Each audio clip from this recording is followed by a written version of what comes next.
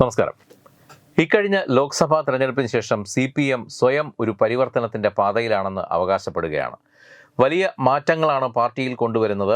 അപ്പോൾ തന്നെ പാർട്ടിക്കുള്ളിലുള്ള വിസ്ഫോടനങ്ങളും അങ്ങിങ്ങ് പ്രതിഫലിച്ചു തുടങ്ങിയിട്ടുണ്ട്. വിഭാഗീയത എന്ന് ഓമനപ്പേരിട്ട് വിളിക്കുന്ന പാർട്ടിക്കുള്ളിലെ പടലപ്പിണക്കങ്ങൾ തലപൊക്കി പുറത്തു വരുന്ന ഒരു സമയം കൂടിയാണ് ഇത്.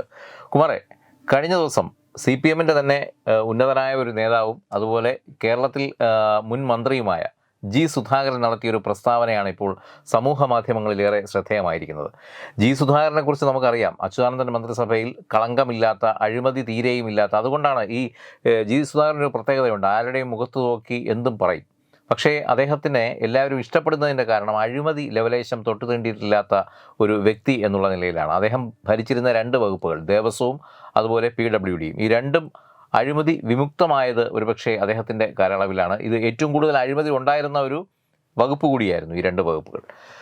അപ്പോൾ അദ്ദേഹം കഴിഞ്ഞ ദിവസം നടത്തിയ ഒരു പ്രസംഗത്തിൽ നടത്തിയ ഒരു പ്രസ്താവനയാണ് ഇപ്പോൾ വലിയ വിവാദത്തിൽ വഴിവെച്ചിരിക്കുന്നത്. അദ്ദേഹം പറഞ്ഞത്, ഇപ്പോൾ PWD വകുപ്പിലും ടൂറിസം വകുപ്പിലും വൻ അഴിമതിയാണ് നടക്കുന്നത്. അഴിമതിയുടെ കൂത്തരങ്ങായി മാറിയിരിക്കുന്നു. കെടുകാര്യസ്ഥതയുടെ ഉത്തമ ഉദാഹരണങ്ങളാണ് ഈ 2 വകുപ്പുകളെന്നും. ഈ 2 വകുപ്പും കൈകാര്യം ചെയ്യുന്നത് ആരാണെന്ന് നമുക്കറിയാം. ഈ വകുപ്പ് മന്ത്രി മരുമോനായ റിയാസാണ്. അപ്പോൾ മുഖ്യമന്ത്രിക്ക് എതിരെ ഇതിനു മുമ്പും സുധാകരൻ പല വേദികളിൽ ഭിന്നമായ സ്വരം ഉയർത്തിയിരുന്നു. ഇപ്പോഴിതാ റിയാസിനെതിരെ പേര് പറയാതെ പറഞ്ഞുകൊണ്ട് വകുപ്പിൽ എന്താണ് നടക്കുന്നതെന്ന് വിളിച്ചു പറഞ്ഞുകൊണ്ട് സുധാകരൻ മുന്നിട്ടിറങ്ങിയിരിക്കുന്നു. ഇപ്പോൾ പറഞ്ഞതുപോലെ സോഷ്യൽ മീഡിയകളൊക്കെ പറയുന്നു ഇത് വിഭാഗീയതയാണ്, വിമത സ്വരമാണ്. ഈ പറഞ്ഞതുപോലെ കേരളത്തിലെ CPM, അതായത് പിണറായി വിജയൻ്റെ ധാർഷ്ട്യം നിറഞ്ഞ ഇടതുപക്ഷം അന്ത്യത്തിലേക്ക് പോകുമ്പോൾ സമാന്തരമായ ഒരു ഇടതുപക്ഷം കേരളത്തിൽ വളർന്നു വരികയാണ്. അത് വിശ്വാസികളോടൊപ്പം നിൽക്കുന്ന, അല്ലെങ്കിൽ ഈ പറഞ്ഞതുപോലെ ഈ ധാർഷ്ട്യവും അഹങ്കാരവും ഒന്നുമില്ലാത്ത, എന്നാൽ ഈ അഴിമതി വിമുക്തമായ ഒരു ഇടത് ഭരണം കേരളത്തിൽ ഭാവിയിൽ പ്രതീക്ഷിക്കാം. ഒരുപക്ഷെ അത് നയിക്കുന്നത് ഈ സുധാകരനും അതുപോലെ MA ബേബിയുടെ പേര് പറയുന്നുണ്ട്. എന്ത് തോന്നുന്നു ഇതെല്ലാം കേൾക്കുമ്പോൾ? അങ്ങനെ ഒരു സാധ്യത സമീപ ഭാവിയിൽ, അല്ലെങ്കിൽ ഭാവി കേരളത്തിൽ അത് അങ്ങനെ സംഭവിക്കാമോ? ഇല്ല, തീർച്ചയായിട്ടും ഈ മുഖ്യമന്ത്രി പിണറായി വിജയൻ്റെ നിലപാടുകൾ, അല്ലെങ്കിൽ ഒരു മുഖ്യമന്ത്രി എന്ന നിലയിൽ അദ്ദേഹത്തിൻ്റെ കഴിഞ്ഞ ഒരു 2-3 വർഷത്തെ ഭരണപരാജയങ്ങൾ, ഇതെല്ലാം തന്നെയാണ് CPMനെ വലിയ രീതിയിൽ ഇപ്പോൾ പ്രതിസന്ധിയിലായി ആക്കിയിട്ടുള്ളത്. ലോക്സഭാ തെരഞ്ഞെടുപ്പ് നടക്കുന്നതിന് മുമ്പ് തന്നെ ഈ കേരളത്തിലെ ഏതാണ്ട് എല്ലാ ഇടതുപക്ഷ സ്ഥാനാർത്ഥികൾക്കും അവരുടെ പരാജയം അവർക്ക് തന്നെ മുന്നിൽ കാണാമായിരുന്നു. അത് അവരുടെ തെറ്റുകൊണ്ടല്ല, അത് പാർട്ടിയുടെ നേതൃത്വത്തിൻ്റെയും തെറ്റുകൊണ്ടല്ല. കഴിഞ്ഞ 5 വർഷം ഇവിടെ ഭരിക്കുകയും തുടർഭരണം നേടുകയും ചെയ്ത പിണറായി വിജയൻ സർക്കാരിൻ്റെ ഭരണവിരുദ്ധ വികാരം, അതിനെതിരെയുള്ള ഭരണവിരുദ്ധ വികാരം, അഴിമതി, കേട്ടാൽ ഞെട്ടിക്കുന്ന തരത്തിലുള്ള അഴിമതി കഥകൾ പുറത്തു വരുന്നു. അത് മുഖ്യമന്ത്രി പിണറായി വിജയൻ്റെയും അദ്ദേഹത്തിൻ്റെ കുടുംബാംഗങ്ങൾക്കും എതിരെയുള്ള അഴിമതി കഥകൾ പുറത്തു വരുന്നു. ഈ അഴിമതിയെ പ്രതിരോധിക്കാൻ ഒരു വിശദീകരണമെങ്കിലും നൽകി പ്രതിരോധിക്കാൻ മുഖ്യമന്ത്രിക്ക് കഴിയാതെ വരുന്നു. മുഖ്യമന്ത്രി അത് പ്രതിരോധിക്കാതിരിക്കുമ്പോൾ മറ്റ് പാർട്ടി സഖാക്കൾക്കും അത് പ്രതിരോധിക്കാൻ കഴിയാതെ വരുന്നു. തെരഞ്ഞെടുപ്പ് രംഗത്ത് ജനങ്ങളെ അഭിമുഖീകരിക്കേണ്ടി വന്ന ഇടതുപക്ഷ മുന്നണിയുടെ സ്ഥാനാർത്ഥികളെയും അത് വളരെയധികം ദോഷകരമായി ബാധിച്ചു. ഇതിൻ്റെ ഫലമായിട്ടാണ് 20 സീറ്റുകളിൽ 19 സീറ്റുകളുടെയും ഇടതുമുന്നണി സ്ഥാനാർത്ഥികൾ പരാജയത്തിലേക്ക് പോയി. ഇതിൻ്റെ അവലോകന യോഗങ്ങളാണ് ഇപ്പോൾ നടക്കുന്നത്. എന്തായാലും കേരളത്തിൽ മന്ത്രിസഭയുടെ കൂട്ടുത്തരവാദിത്വം നഷ്ടപ്പെട്ടു എന്ന കാര്യത്തിൽ തർക്കമൊന്നുമില്ല. കാരണം മുഖ്യമന്ത്രി പിണറായി വിജയനും പൊതുമരാമത്ത് വകുപ്പ് മന്ത്രി മുഹമ്മദ് റിയാസും മാത്രമാണ് ഇപ്പോൾ സർക്കാരിൻ്റെ നിലപാടുകളെ പിന്തുണയ്ക്കുന്നത്. ഇപ്പോൾ സംഭവിച്ചിട്ടുള്ളത് വലിയ തോൽവിയൊന്നുമല്ല എന്ന് വിലയിരുത്തുന്നതും ഇവർ 2 പേർ മാത്രമാണ്. കാരണം പാർട്ടിയിലും മന്ത്രിസഭയിലുമെല്ലാം തന്നേക്കാൾ സീനിയോറിറ്റിയുള്ള നിരവധി നേതാക്കളെ കടത്തിവെട്ടിക്കൊണ്ടാണ് മുഹമ്മദ് റിയാസ് ഇപ്പോൾ ഇരിക്കുന്ന സ്ഥാനത്തേക്ക് വന്നത്. അത് പാർട്ടിയിൽ അദ്ദേഹത്തിൻ്റെ പൊസിഷൻ എടുത്താലും മന്ത്രിസഭയിൽ അദ്ദേഹത്തിൻ്റെ പൊസിഷൻ എടുത്താലും അദ്ദേഹം നേരായ വഴിയിലൂടെ, കമ്മ്യൂണിസ്റ്റ് പാർട്ടി നടപ്പിലാക്കി വരുന്ന ഒരു വഴിയുണ്ടല്ലോ, ആ വഴിയിലൂടെ വന്ന നേതാവല്ല. മുഖ്യമന്ത്രി പിണറായി വിജയൻ്റെ മരുമകൻ എന്ന രീതിയിൽ വന്ന നേതാവാണ്. മാത്രമല്ല, അദ്ദേഹം കഴിഞ്ഞ മന്ത്രിസഭ ആരംഭിച്ച നാൾ മുതൽ ഇങ്ങോട്ട് എല്ലാ വകുപ്പുകളിലും കൈകടത്തുന്നു എന്നൊരാരോപണം നിലനിൽക്കുന്നുണ്ട്. മാത്രമല്ല, മറ്റ് വകുപ്പുകളെ ഭരിക്കുന്ന രീതിയിലുള്ള ഒരു സൂപ്പർ മുഖ്യമന്ത്രി ചമയാനുള്ള ശ്രമം നടക്കുന്നു എന്നും ആരോപണമുണ്ട്. ഈ ആരോപണങ്ങളെല്ലാം വരുന്നത് CPMനുള്ളിൽ നിന്ന് തന്നെ. ഇതാണ് CPMൻ്റെ പരാജയത്തിന് കാരണം. ഇതൊരു വലിയ പ്രതിസന്ധിയിലേക്കാണ് പാർട്ടി ചെന്ന് വീണിട്ടുള്ളത്. ഈ പ്രതിസന്ധിയിൽ നിന്നും കരകയറാനുള്ള ഏക മാർഗ്ഗം നേതൃമാറ്റമാണ്. ഇങ്ങനെ ഒരു നേതൃമാറ്റം സംസ്ഥാനത്ത് നടപ്പാക്കാൻ ആർജവവും നട്ടലുമുള്ള ദേശീയ നേതൃത്വം CPM ഇല്ലാതെ പോയി.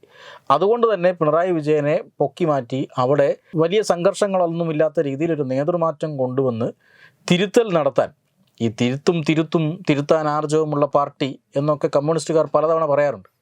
ഈ തിരുത്തൽ എന്ന് പറഞ്ഞാൽ എന്താ തിരുത്തിയിരിക്കുന്നു എന്ന് പറഞ്ഞൊരു പേപ്പറിൽ എഴുതി മേശയ്ക്കകത്ത് വയ്ക്കുക. ഇതാണ് കമ്മ്യൂണിസ്റ്റ് പാർട്ടിയുടെ ഈ അടുത്ത കാലത്തായിട്ടുള്ള തിരുത്തലുകൾ. ഈ തിരുത്തലുകളൊന്നും പിന്നീട് പ്രാവർത്തികമാകാറില്ല. സത്യത്തിൽ തിരുത്തലുകൾ വരുത്തേണ്ടത് കേന്ദ്ര നേതൃത്വമാണ്.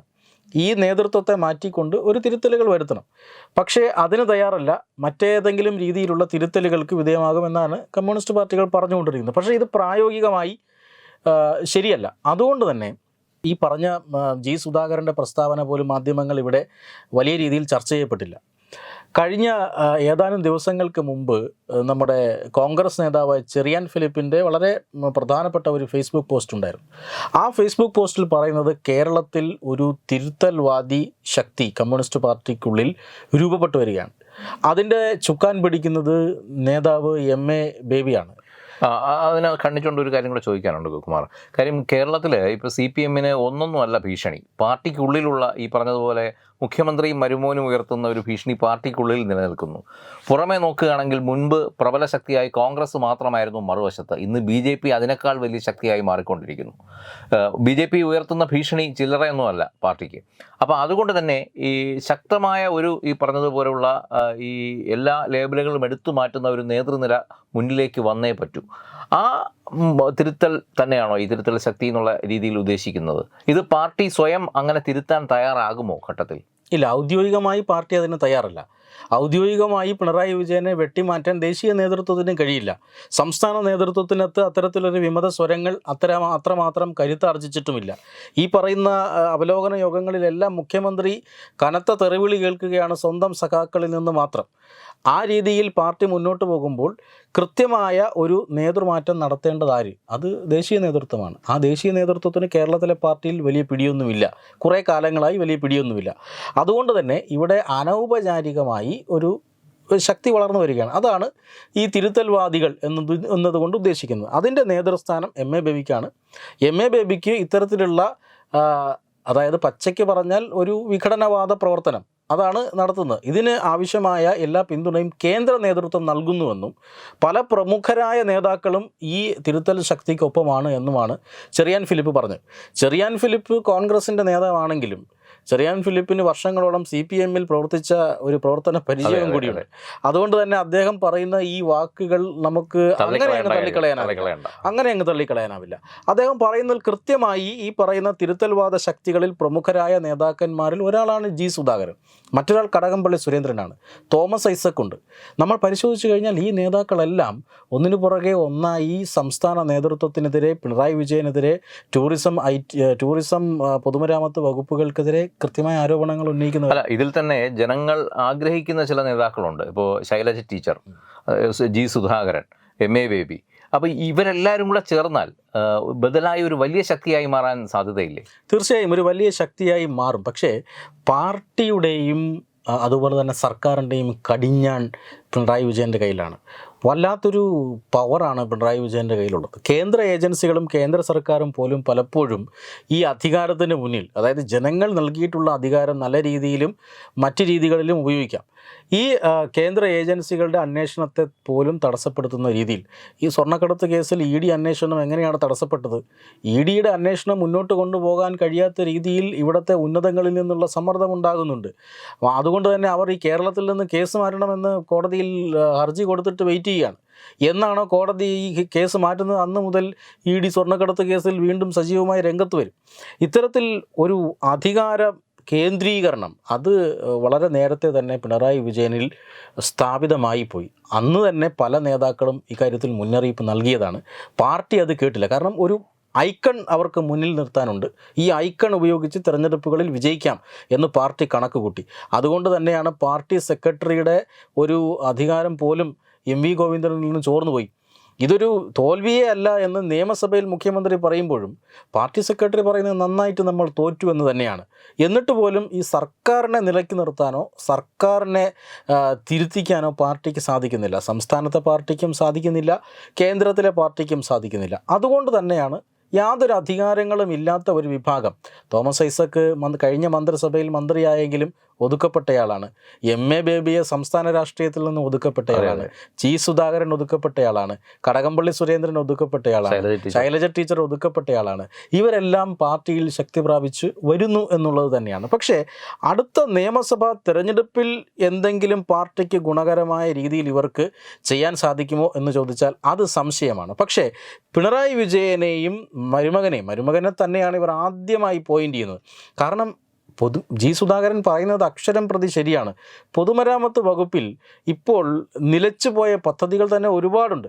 ഈ പദ്ധതികളുടെ ലിസ്റ്റ് എടുത്ത് മന്ത്രിയോട് തന്നെ ചോദിച്ചാൽ മന്ത്രി പറയുന്നത് കരാറുകാരൻ, അദ്ദേഹത്തിൻ്റെ പദപ്രയോഗം തന്നെ ഇങ്ങനെയാണ്, കരാറുകാരൻ തെറ്റായ ഒരു നിലപാട് സ്വീകരിച്ച് മുന്നോട്ട് പോകുന്നു, അതുകൊണ്ട് നമ്മൾ കരാറുകാരനെ പുറത്താക്കി നിലപാട് സ്വീകരിച്ച് മുന്നോട്ട് പോകുന്നു എന്നാണ്. എന്താ ഈ കരാറുകാരും കേരള സർക്കാരും തമ്മിലുള്ള, കേരളത്തിൽ അങ്ങോളം ഇങ്ങോളം കരാറുകാരന്മാരും കേരള സർക്കാരും തമ്മിൽ വിഷയമാണല്ലോ. ഇവർ എന്തുകൊണ്ടാണ് കരാർ ഏറ്റെടുത്ത് മൂന്നാം പക്കം കരാർ പണി ഉപേക്ഷിച്ചു പോകുന്നത്? ഇതെല്ലാം അഴിമതിയുടെ സൂചനകളാണ്. കേരളത്തിൽ ഇന്ന് നടപ്പാക്കാതെ പെൻഡിങ് കിടക്കുന്ന എല്ലാ പദ്ധതികളുടെയും പിന്നിൽ കമ്മീഷൻ കിട്ടുന്നില്ല. തീർച്ചയായും കിട്ടുന്നില്ല. അതേസമയം തന്നെ ഊരാളുങ്കൽ സൊസൈറ്റി ഏറ്റെടുത്ത കരാറുകൾ മുന്നോട്ട് പോവുകയാണ്. ഊരാളുങ്കൽ സൊസൈറ്റിക്ക് മാത്രം ഇവിടെ കരാറുകളുമായി മുന്നോട്ട് പോകാനുള്ള എല്ലാവിധ പെർമിഷൻ ലഭിക്കുന്നുണ്ട്. ഇവിടെ പ്രതിപക്ഷ നേതാവ് പറഞ്ഞതെന്താ, CPM നേതാക്കളിൽ ചിലരുടെ, പ്രത്യേകിച്ചും മുഖ്യമന്ത്രിയുടെയും മകൻ്റെയും ഒക്കെ കള്ളപ്പണം സൂക്ഷിക്കുന്ന പെട്ടിയാണ് എന്ന് അദ്ദേഹം പറഞ്ഞതാണ്, നമ്മൾ പറയുന്നതല്ല. അദ്ദേഹം പറഞ്ഞത് കള്ളപ്പണം സൂക്ഷിക്കുന്ന പെട്ടിയാണ് ഊരാളുങ്കൽ സൊസൈറ്റി എന്നാണ്. എല്ലാ കരാറുകളും ഊരാളുങ്കൽ സൊസൈറ്റിക്ക് അങ്ങ് എഴുതി കൊടുക്കുകയല്ലേ, തീരെഴുതി കൊടുക്കുകയല്ലേ. മറ്റുള്ള കരാറുകാരെ ആരെയും ജീവിക്കാൻ സമ്മതിക്കുന്നില്ല. അവരുടെ കുടിശ്ശിക ഭീമമാണ്. 16,000-17,000 കോടിയാണ് സംസ്ഥാനത്തെ കരാറുകൾക്ക് സംസ്ഥാനത്തെ സാമ്പത്തിക സ്ഥിതി മോശമായത് കാരണം കുടിശ്ശികയായിട്ടുള്ളത്. അതുമാത്രമല്ല, അവരിൽ നിന്നും അഴിമതിപ്പണം പിടിച്ചു വാങ്ങാനുള്ള ശ്രമം നടക്കുന്നു. അവർ പണി ഉപേക്ഷിച്ച് പോകുന്നു. അവരുടെ തൊഴിൽ നൽകാൻ കഴിയാതെ പണി ഉപേക്ഷിച്ച് പോകുന്നുണ്ട്. ഇതാണ് പൊതുമരാമത്ത് വകുപ്പിൽ നടക്കുന്നത്. ഇത് നഗ്നമായ കണ്ണുകൾ കൊണ്ട് നമുക്ക് കാണാൻ സാധിക്കുന്ന കാര്യമാണ്. അത് കമ്മ്യൂണിസ്റ്റ് പാർട്ടിയിലെ സമുന്നതനായ ഒരു നേതാവ് തന്നെ വിളിച്ചു പറയുന്നു എന്നുള്ളത് വളരെ ഗൗരവകരമായ സ്ഥിതിവിശേഷമാണ്. കുമാർ ഇപ്പോൾ നേരത്തെ ആസന്നമാകുന്ന നിയമസഭാ തെരഞ്ഞെടുപ്പിനെ കുറിച്ച് പറഞ്ഞു. പക്ഷേ അതിനു മുമ്പ് തദ്ദേശ സ്വയംഭരണ സ്ഥാപനങ്ങളിലേക്കുള്ള തെരഞ്ഞെടുപ്പാണ് അടുത്ത് നടക്കാൻ പോകുന്നത്. ഒരുപക്ഷെ CPM എപ്പോഴും അവരുടെ ശക്തി തെളിയിക്കുന്ന ഒരു സമയം കൂടിയാണ് ഈ തദ്ദേശ സ്വയംഭരണ തെരഞ്ഞെടുപ്പ്. CPM എന്നല്ല, കേരളത്തിൽ ഇടതുപക്ഷം പൊതുവെ ഈ പറഞ്ഞതുപോലെ ലോക്സഭയിൽ ഒരു അടിയേറ്റാലും അതിൻ്റെ ക്ഷീണം അവർ മാറ്റിയെടുക്കുന്നത് ഫൈനലിന് മുമ്പുള്ള ഒരു സെമി ഫൈനൽ എന്നുള്ള നിലയിൽ ഇതിലൂടെയാണ്. ഇപ്പോൾ ഈ പറഞ്ഞ രീതിയിലാണ് പോക്കെങ്കിൽ ഇത് ഈ പറഞ്ഞതുപോലെ കേരളം സാക്ഷ്യം വഹിക്കാൻ പോകുന്നത് സഹാക്കൾ തമ്മിലുള്ള ഒരു യുദ്ധമായിരിക്കില്ലേ ഈ തദ്ദേശ സ്വയംഭരണ തെരഞ്ഞെടുപ്പിലും പ്രതിഫലിക്കുക? തദ്ദേശ സ്വയംഭരണ തെരഞ്ഞെടുപ്പിൽ CPM എപ്പോഴും ഒരു മേൽക്കൈ നേടാറുണ്ട്. അത് CPMൻ്റെ ഈ അടിത്തട്ടിലേക്കുള്ള ഒരു സംഘടനാ ശക്തിയുടെ അല്ലെങ്കിൽ അടിത്തട്ടിലുള്ള നേതാക്കന്മാരുടെ ഒരു പ്രവർത്തന ശൈലി കൊണ്ടാണ്. അതൊരു ഏകോപിതമായ പ്രവർത്തന ശൈലിയാണ് CPMൽ എല്ലാ കാലവും ഉണ്ടായിട്ടുള്ളത്. അതുകൊണ്ട് തന്നെയാണ് കഴിഞ്ഞ 2019 ലോക്സഭാ തെരഞ്ഞെടുപ്പിൽ അമ്പേ പരാജയപ്പെട്ടു പോയ CPM 2020 തദ്ദേശ സ്വയംഭരണ സ്ഥാപനങ്ങളിലേക്കുള്ള തെരഞ്ഞെടുപ്പിൽ തൂത്തുവാരുന്നത്, കോൺഗ്രസിനെ പരാജയപ്പെടുത്തുന്നത്. അന്ന് CPMനെതിരെ ഉയർന്ന ഏറ്റവും വലിയ ആരോപണം സ്വർണ്ണക്കള്ളക്കടത്താണ്. ഈ CPMൻ്റെ ഒരു പൊതു സ്വഭാവം അനുസരിച്ച് പാർട്ടിക്ക് നേരെ ഏതെങ്കിലും ഒരു ആരോപണമോ പാർട്ടി പ്രതിസന്ധിയിലാകുന്ന ഒരു അവസരമോ ഉണ്ടായാൽ അവരുടെ സംഘടനാ സംവിധാനം വല്ലാത്തൊരു ഐക്യ സ്വഭാവം കാണിക്കുന്ന ഒരു ഘട്ടമുണ്ട്. പക്ഷേ ആ ഘട്ടങ്ങളൊക്കെ മാറിയിരിക്കുന്നു. ഇത്തവണ അങ്ങനെയല്ല. പാർട്ടി ഘടകങ്ങൾ തന്നെ ഈ സർക്കാരിൻ്റെ തെറ്റ് വിളിച്ചു പറയുന്ന ഒരു കാര്യമുണ്ടായിരുന്നു. കഴിഞ്ഞ തവണത്തെ തദ്ദേശ തെരഞ്ഞെടുപ്പിൽ പിണറായി വിജയനും സ്വപ്ന സുരേഷും തമ്മിൽ എന്തെങ്കിലും പ്രശ്നമുണ്ടായെങ്കിൽ എൻ്റെ വാർഡിൽ മത്സരിക്കുന്നത് എൻ്റെ വീടിനടുത്ത് താമസിക്കുന്ന സുരേന്ദ്രൻ ചേട്ടനായിരിക്കും. സുരേന്ദ്രൻ ചേട്ടൻ എന്ത് പഴച്ചു എന്ന് വിചാരിച്ച് ജനങ്ങൾ വോട്ട് ചെയ്യുമായിരിക്കും. പക്ഷേ ഇത്തവണത്തെ സാഹചര്യം അതല്ല. 20ൽ 19 സ്ഥാനാർത്ഥികളെയും തോൽപ്പിച്ചത് ഈ ഭരണവിരുദ്ധ വികാരം തന്നെയാണ്. അതേ ഭരണവിരുദ്ധ വികാരം ആയിരക്കണക്കിന് തദ്ദേശ സ്വയംഭരണ സ്ഥാപന വാർഡുകളിലെ CPM സ്ഥാനാർത്ഥികളെയും തോൽപ്പിക്കുമെന്ന കാര്യത്തിൽ തർക്കമൊന്നുമില്ല. കീഴ്വഴക്കങ്ങളെല്ലാം ലംഘിച്ചുകൊണ്ട്, കീഴ്വഴക്കങ്ങളൊക്കെ മാറ്റിമറിച്ചുകൊണ്ട് ഇത്തവണ തദ്ദേശ സ്വയംഭരണ സ്ഥാപനങ്ങളിലേക്കുള്ള തെരഞ്ഞെടുപ്പിൽ CPM അടിപതറും എന്ന കാര്യത്തിൽ സംശയമൊന്നുമില്ല. അവിടെ BJP ഇരച്ചു കയറാനുള്ള ഒരു സാഹചര്യവുമുണ്ട്. അവർ ആ സംഘടനാ സംവിധാനം അതുപോലെ വിനിയോഗിച്ചു കഴിഞ്ഞാൽ BJPക്ക് ആ നേട്ടം കൈവരിക്കാനും കഴിയുമെന്ന കാര്യത്തിൽ തർക്കമൊന്നുമില്ല. പ്രത്യേകിച്ചും BJPയുടെ സംഘടനാ സംവിധാനവും RSSൻ്റെ അടക്കമുള്ള താല്പര്യങ്ങൾ കാര്യങ്ങളും എല്ലാം ഈ പഞ്ചായത്ത് തിരഞ്ഞെടുപ്പ് വരുമ്പോൾ ഒത്തൊരുമിച്ച് വരാറുള്ള ഒരു സാഹചര്യം കൂടിയുണ്ട്. അത് ഇത്തവണ ഉണ്ടാകുമെന്ന് തന്നെയാണ് കരുതുന്നത്. ഈ ഭരണവിരുദ്ധ വികാരം എന്നുള്ളത് ജനങ്ങൾക്കിടയിൽ നിൽക്കുന്ന ഒരു വലിയ സംഭവമാണ്. പക്ഷേ പാർട്ടിക്കുള്ളിൽ ഇപ്പോൾ അതിനേക്കാളും വലിയൊരു വികാരം ഉണ്ടായിട്ടുണ്ട്. കാര്യം ഈ പറഞ്ഞതുപോലെ പാർട്ടിക്കും അതീതമായി പാർട്ടിയുടെ മുഖ്യമന്ത്രിയും മരുമോനും കൈയാളുന്നു എന്നുള്ള നേരത്തെ പറഞ്ഞതുപോലെ അഭിനവ മുഖ്യമന്ത്രിയായി പല വകുപ്പുകളിലും കൈയാളുന്ന കാഴ്ചകളൊക്കെ സമീപഭാവിയിൽ നമ്മൾ കണ്ടു. ഒരുപാട് അഴിമതി കഥകളിൽ തൻ്റേതല്ലാത്ത വകുപ്പിൽ പോലും അഴിമതി ആരോപിക്കപ്പെടുന്നുണ്ട്. അപ്പോൾ അങ്ങനെ ഒരു സാഹചര്യത്തിൽ ഇനി വരാൻ പോകുന്ന ഇപ്പോൾ കുറേ കാര്യങ്ങളുണ്ടല്ലോ, ഈ തദ്ദേശ സ്വയംഭരണ തെരഞ്ഞെടുപ്പിന് മുമ്പ് തന്നെ നിയമസഭ കൂടേണ്ടതായിട്ടുണ്ട്, മറ്റൊരുപാട് കാര്യങ്ങളുണ്ട്. ഇതിലൊക്കെ നടക്കാൻ പോകുന്ന കാര്യങ്ങൾ എന്തായിരിക്കും? അല്ല, തീർച്ചയായും ഈ പറയുന്ന പോലെ മുഹമ്മദ് റിയാസിൻ്റെ പ്രവർത്തന ശൈലിയോട് വലിയ ഒരു വെറുപ്പ് അല്ലെങ്കിൽ വലിയൊരു എതിർപ്പ് ഇതിനോടകം തന്നെ ഉണ്ടായിട്ടുണ്ട്. ഇതിനെല്ലാം മുന്നോടിയായി ഒക്ടോബറിൽ നടക്കാൻ പോകുന്ന പാർട്ടി സമ്മേളനങ്ങളെയാണ് എല്ലാവരും, ഈ CPM-നെ നിരീക്ഷിക്കുന്ന എല്ലാവരും ഉറ്റുനോക്കുന്നത്. പാർട്ടി സമ്മേളനങ്ങളിൽ വലിയൊരു പൊട്ടിത്തെറി പ്രതീക്ഷിക്കാം. അതുണ്ടായാൽ തീർച്ചയായും അല്ല, അവിടെ ഈ പറഞ്ഞ കേരള ഘടകത്തിന് മേൽ കേന്ദ്രത്തിന് എന്തെങ്കിലും നിയന്ത്രണം ഉണ്ടാവുമോ? ആ സമയത്ത് ഈ പറഞ്ഞ ഒരു വിമത ഗ്രൂപ്പ് കൃത്യമായ നീക്കം നടത്തുകയാണെങ്കിൽ അവർക്കൊരു പ്രബല ശക്തിയായി കടന്നു വരാൻ പറ്റുമോ? ഇല്ല, കാരണം കേന്ദ്ര നേതാക്കളെല്ലാം ആം ആദ്മി പാർട്ടിക്കും കോൺഗ്രസിനും ഒക്കെ വോട്ട് ചെയ്യേണ്ട അവസ്ഥയിലാണ്. അവർക്കൊന്നും സാധിക്കില്ല. എന്തെങ്കിലും സാധിക്കുമെങ്കിൽ സംസ്ഥാനത്തെ ഈ ഒരു വിമത വിഭാഗത്തിന് സാധിക്കുകയുള്ളൂ. അതുകൊണ്ടാണ് അവർ വിമത വിഭാഗത്തിന് പിന്തുണ നൽകുന്നത്. ഈ മുഹമ്മദ് റിയാസ് കമ്മ്യൂണിസ്റ്റ് പാർട്ടിയിലും അതുപോലെ തന്നെ DYFI-യിലും ഒക്കെ പ്രവർത്തിച്ച് പരിചയമുള്ള നേതാവാണെന്ന് പറയുന്നുണ്ട്. പക്ഷെ പുറമേയെങ്കിലും ആ ഒരു പാരമ്പര്യം, ആ ഒരു ശൈലിയും പുറത്തെടുക്കണ്ടേ? അദ്ദേഹം നഗ്നമായി തന്നെ കുടുംബാധിപത്യത്തിലേക്ക് കടക്കുകയാണ്. പിണറായി വിജയൻ മാറിയാൽ അടുത്ത മുഖ്യമന്ത്രി മുഹമ്മദ് റിയാസ് ആണ് എന്ന ഒരു ആ ശൈലിയിൽ പ്രവർത്തനങ്ങൾ തുടങ്ങിക്കഴിഞ്ഞു. അങ്ങനെ ഒരു രീതി ഇവിടെ ഉണ്ടാക്കി വെച്ചു കഴിഞ്ഞു. അത് CPM-ലെ രണ്ടാം നിര നേതാക്കളെ എല്ലാം വല്ലാതെ പ്രകോപിപ്പിച്ചിട്ടുണ്ട് എന്ന കാര്യത്തിൽ തർക്കമൊന്നുമില്ല. നിയമസഭയിൽ തൊട്ടടുത്തിരിക്കുന്ന കടകംപള്ളി സുരേന്ദ്രൻ പോലും ഈ ടൂറിസം വകുപ്പിലും അതുപോലെ തന്നെ പൊതുമരാമത്ത് വകുപ്പിലും നടക്കുന്ന അഴിമതി ഇരുന്ന് ചൂണ്ടിക്കാണിക്കുകയാണ്. പ്രതിപക്ഷ കക്ഷികളെ VD സതീശനും K സുരേന്ദ്രനും എല്ലാം ഈ പറയുന്ന നേതാക്കളോട് പറയുകയാണ്, അല്ലെ നിങ്ങളല്ല ഞങ്ങളാണ് പ്രതിപക്ഷം എന്ന് പറയേണ്ടുന്ന ഒരു സാഹചര്യത്തിലേക്ക് പോവുകയാണ്. സത്യത്തിൽ കമ്മ്യൂണിസ്റ്റ് പാർട്ടിയുടെ ഒരു വിഭാഗം തന്നെ പ്രതിപക്ഷമായി മാറിക്കഴിഞ്ഞു. അത് എത്രമാത്രം പാർട്ടിയെ ബാധിക്കുമെന്ന് ഈ ഒക്ടോബറിൽ നടക്കുന്ന പാർട്ടി സമ്മേളനങ്ങളോടുകൂടി മിക്കവാറും എല്ലാ പ്രശ്നങ്ങളും പരിഹരിച്ച് സംഘടന ഒന്ന് ഊർജ്ജസ്വലമാകുക എന്നുള്ളതാണ് CPM-ൻ്റെ ഒരു സ്ഥിരം ശൈലി.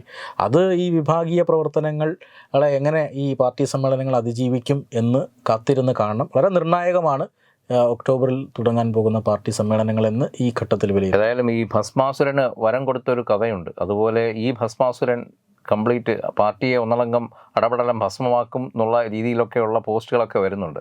ഇത് ഈ പറഞ്ഞ പോസ്റ്റുകളൊക്കെ ഇടുന്നത് കോൺഗ്രസ്സുകാരോ BJP-ക്കാരോ അല്ല, ഈ മറഞ്ഞിരിക്കുന്ന കമ്മ്യൂണിസ്റ്റുകാർ തന്നെയാണ്. അവരുടെ ഉള്ളിലെ ഫ്രസ്ട്രേഷൻ, അവരുടെ ഉള്ളിലെ ആ ഒരു വ്യാകുലതയാണ് അവർ പലപ്പോഴും പല പേരുകളിൽ ട്വിറ്ററിലും അതുപോലെ ഫേസ്ബുക്കിലുമൊക്കെ പല പേരുകളിലൂടെ അവർ വിളിച്ചു പറയുന്നത്.